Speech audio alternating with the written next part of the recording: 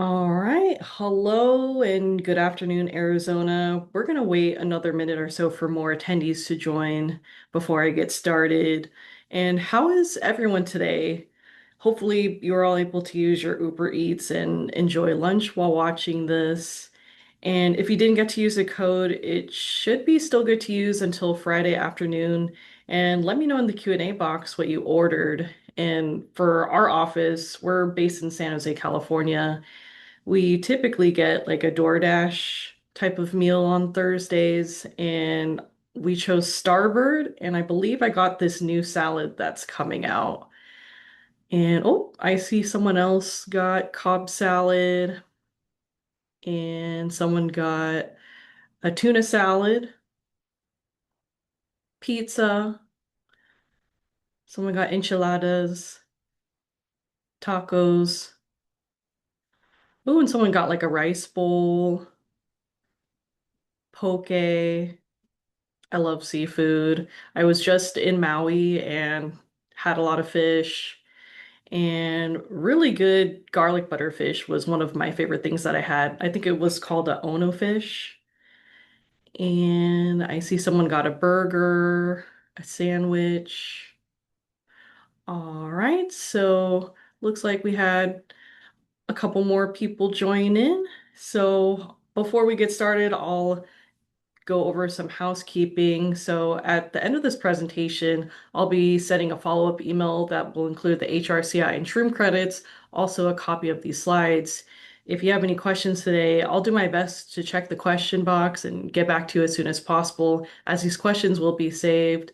And if you want any further information, feel free to respond to the email I'll be sending with the credits. You can also subscribe to our newsletter and YouTube channel, and I'll have those links at the end of the presentation.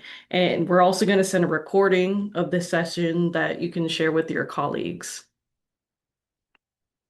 Today, we're going to talk about Arizona nonprofits and unemployment. Before I get started, my name is Janessa Ponco. I'm the Senior Member Development Representative here at 501c Services. I've been in sales and business development for over 10 years now, and I've been with 501 since July 2023. And the picture of people bowling is some of our sales and marketing team members. My manager Heidi's in the middle. You may work with her in the future. And then we have Evan on the right. He does our marketing content and web development. And I'm really excited to be part of a team that's been helping nonprofits save time and money that can go towards furthering their mission. Again, we're located in San Jose, California, so we're in the heart of the Silicon Valley, and we're dedicated to helping nonprofits reduce unemployment expenses across the nation. And thank you again for learning or for joining to learn more about our cost-effective strategies and also to learn more about managing unemployment in the state of Arizona.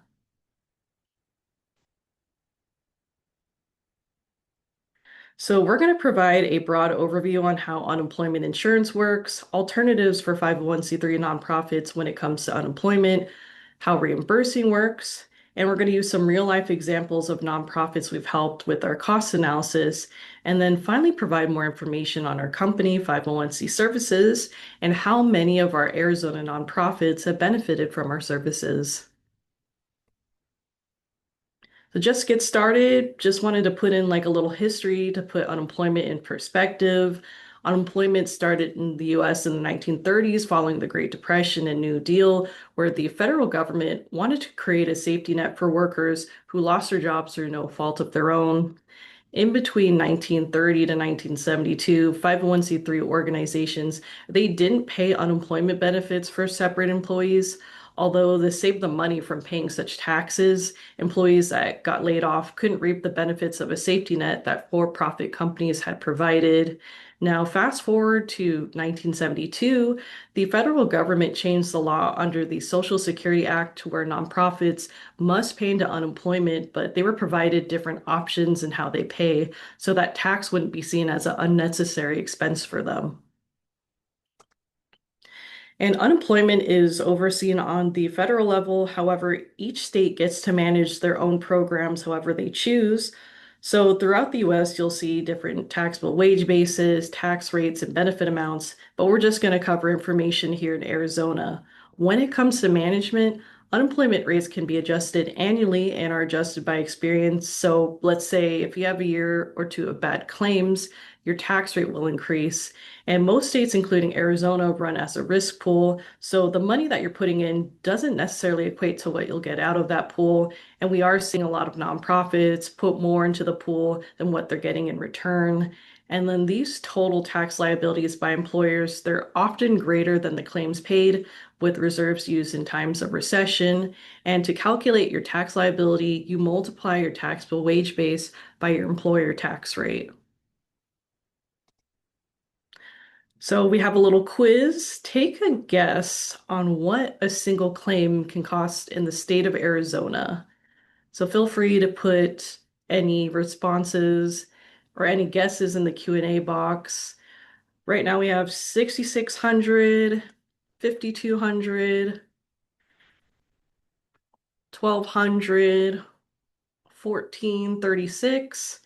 So just as a little hint, the total cost is looking at the weekly benefit maximum multiplied by the number of weeks someone can claim. In the state of Arizona, that maximum number of weeks is 24 weeks.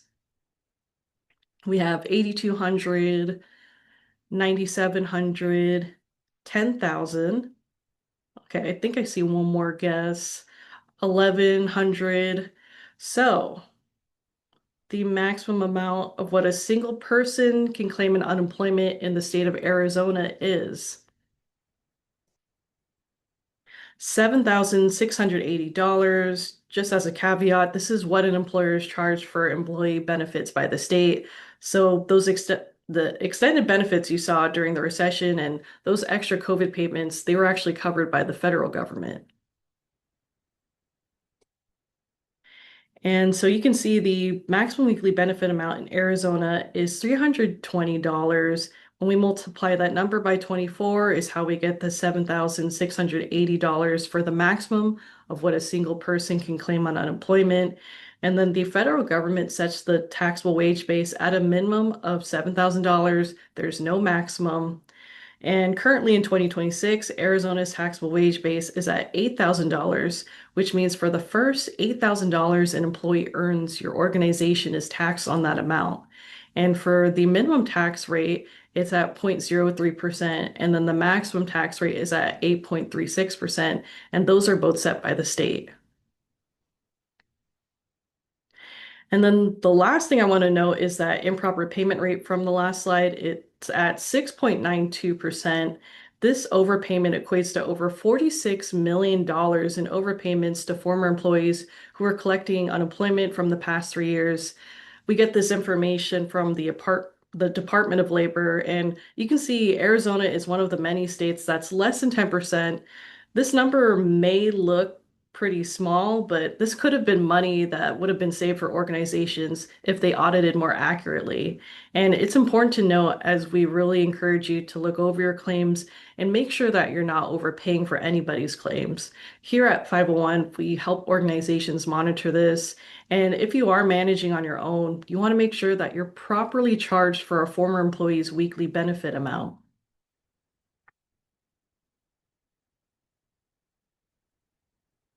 And so there are three different alternatives for unemployment. One is that you pay the state tax that we mentioned earlier with the tax rate that's set by the state and taxable wages. Another option is that you can self-insure or reimburse for your unemployment, where you're just paying dollar per dollar for your unemployment claims. So you're basically only paying for the benefits issued.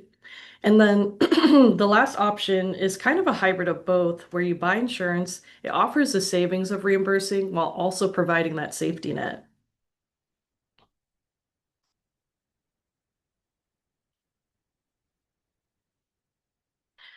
And just to let you know, reimbursing is not for everyone. The qualifications that we look at for considering reimbursing is that an organization must be a 501(c)(3) nonprofit, and we recommend having a gross annual payroll of $1 million or more because typically if your payroll is under a million, especially significantly less than that amount, what you're paying into the state tax pool is probably pretty minimal. So you might not see much significant savings by opting out.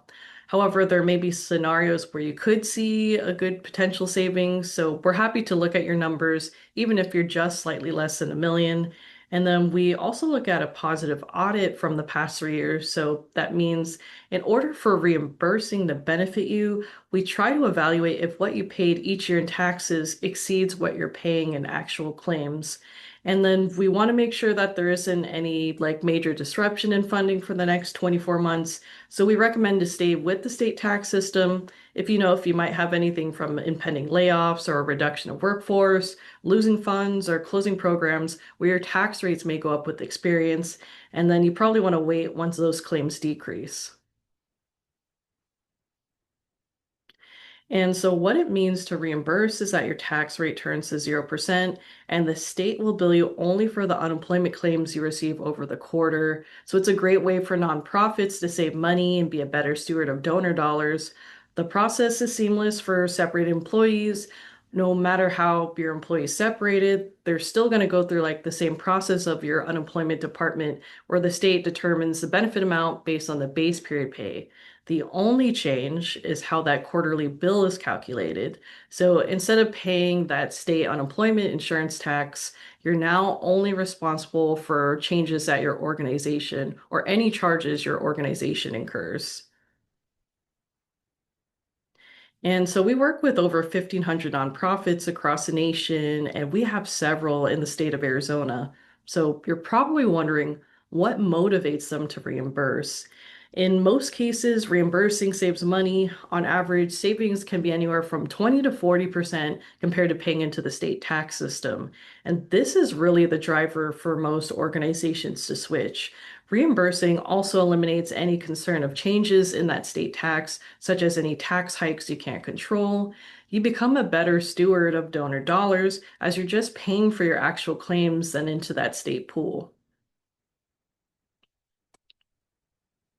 And because unemployment is managed by the federal government, big picture, reimbursing is allowed in all 50 states, best with employers with over $1 million in gross annual payroll and at least 15 or more full-time employees. So if you're on the borderline, we can still talk as there are still some circumstances where we can consider reimbursing for your organization. And if you're slightly smaller and you're also reimbursing, we can still consider you for our services and how we can reduce your risk. And so there are a couple different strategies for reimbursing. The first is to manage your own program. This can be a little risky with the highs and lows of unemployment, and you really need to make sure that you have budget for these claims and that your team is very diligent in managing, auditing, protesting, and paying claims to reduce any kinds of risk and prevent overpaying. Another option is to outsource, like using 501c services to help with that administrative work and managing the challenges that can come with unemployment claims. And we also have a trust to help you put money aside. And then the third option is to purchase insurance. So here at 501c Services, we do offer insurance programs. They are a little bit more expensive than our trust and offer different levels of protection.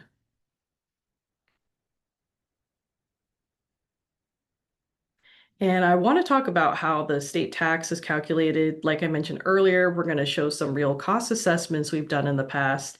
The taxable wage base is customized by each state. So here in Arizona, it represents the first $8,000 of each employee's annual pay. There's no maximum and can increase or decrease by any amount each year. And then the tax rate is set annually by the state and is based on experience. So to calculate the contribution amount, you multiply the taxable wage base by the tax rate. So for Arizona, it's that $8,000 times the 0.03 to 8.36%. This amount means that if each employee is making over $8,000, a company is paying in between 2.4 to $688.8 per employee in unemployment. So a little bit over $2 to close to $670. And in this first example of a human services nonprofit we worked with, the taxable payroll was just shy of $1 million, tax rate of 4.7%, estimated claims only $200 per year. And in this case, we look at a 3-year average of claims. So they were overpaying $45,000 a year. And think of what you can do with an additional $45,000 for your organization. And in this next example, the taxable payroll is around $700,000, tax rate 3.38%, estimated annual claims $5,900, estimated unemployment taxes were around $24,000. So they were overpaying $18,000.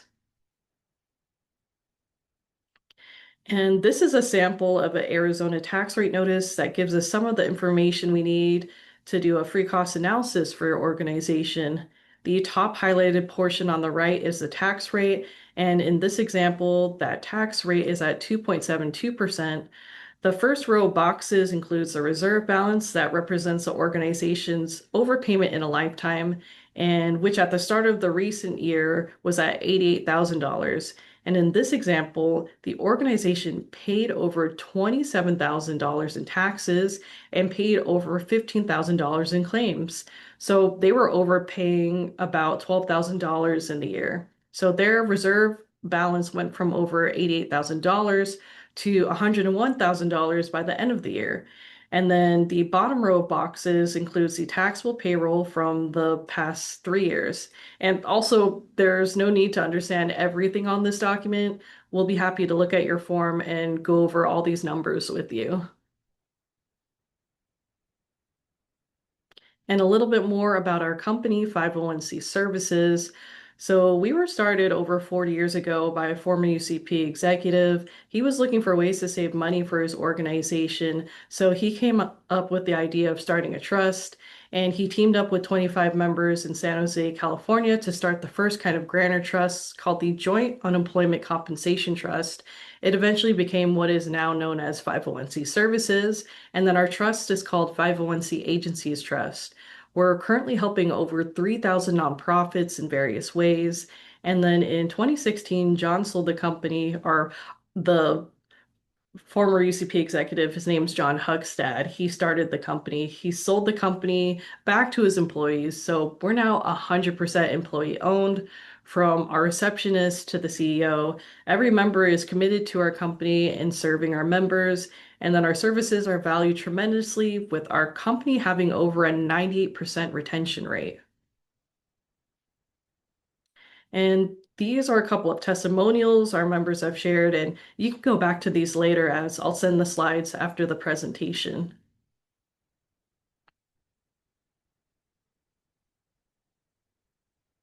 And this is a clip from our 40th anniversary celebration a few years ago. It includes testimonials from Anika Lund and Mike Hoffman from Start Early, Mary Sue and Michael Eady from CISC, Sandy Leota and Chris Marshall of Baltimore Center Stage, and Phyllis Austin and Jason Penniger from Boys and Girls Clubs of America.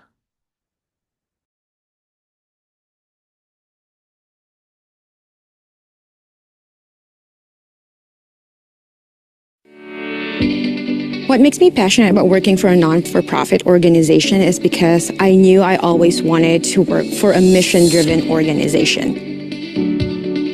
Our mission is to work with immigrant communities so that they can achieve the American dream. 501 helps focus our service to the community by giving us more time. 501 helps us focus on serving our communities by providing services directly to our HR professionals. The biggest benefit for working with 501 is really the transparency and ability to forecast our costs when it comes to our unemployment benefits. They also keep our cash flow steady through claims that are sound and take a lot of the admin burden off of us so we can just stay on autopilot. We're very grateful for all the support you provided over the last 4 decades, and we wish you continued success in the future. Congratulations, 501, on your 40th anniversary. It's been a pleasure serving with you for the last 24 years.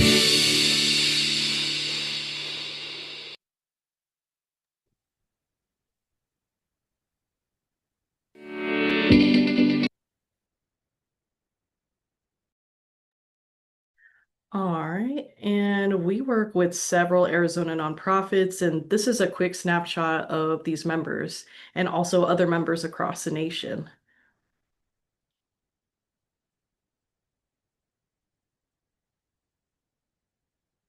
And as you heard them say in the video, our members appreciate how we save them time and money. And the first way we help nonprofits is through claims management. So we help your team to audit, manage, and protest claims. We have unlimited access to hearing reps if you wanted to protest, and our team has an over 80% average protest win rate. And then you'll get a claims manager once you become a member of our trust. All your claims will go through this portal where you'll get notified when a claim gets filed. So you'll go into the portal and respond to these questions. And if in any case you ever go on PTO and forget to delegate these kinds of unemployment tasks, it shouldn't be an issue for when a claim doesn't get responded to in several days, it gets escalated and handled. So a big part of our claims management is that our team doesn't want to see your organization overpay or get hit by those Arizona error rates. So we'll help you audit those charges for you or prevent you from paying a claim if someone gets terminated. We want to make sure that you are managing these claims and also have enough support to do so. And we have our HR services. It includes three components. We offer access to unlimited HR consultations. So we're a small, dedicated team that can answer any of your HR related topics. So if you ever have an ongoing issue, you can develop rapport with the person who can guide you and manage any of these HR questions that you may have. Our HR services have trainings throughout the year that are HRCI and SHROOM certified, and we also have an online knowledge library with our HR services. So with the $320 maximum weekly benefits here in the state of Arizona, our goal is to help you keep that cost as low as possible. So if you ever lace one off, we have our reemployment tool. It offers packages that can range from online coaching, interview techniques, and resume writing. And our studies have shown that individuals that use this tool often find a job 4 weeks faster on average than those that don't use this tool. So it's never fun to let someone go, but at least you can give them the safety net and resources to help them secure a new job faster, which in return can help your organization save more money. And the protection is the insurance part of our program. Most of our members take our stop loss protection that helps them during catastrophic events. And other than catastrophic claims, for managing the general highs and lows of unemployment, we have the trust account. So this is a reserve account owned by your organization to help your organization save money and also pay for any potential claims. So I hope this sparked your interest, and maybe some of you may want to manage your unemployment through us as a reimbursing employer. So if you want to look into potential savings, what I would need from you is your 941s from your recent 4 quarters or estimated payroll from 2024 to 2025 as a reimburser. And if you're currently paying into the state tax system, ideally we like to look at your last 3 years of tax notices. If you're only to able locate if you're only able to locate your recent 2026 tax rate notice, it shouldn't be a problem. We can just work with that too. So there are a few questions I saw. I'm so sorry I wasn't able to get to them like right away, but I love to cover them here at the end of this session.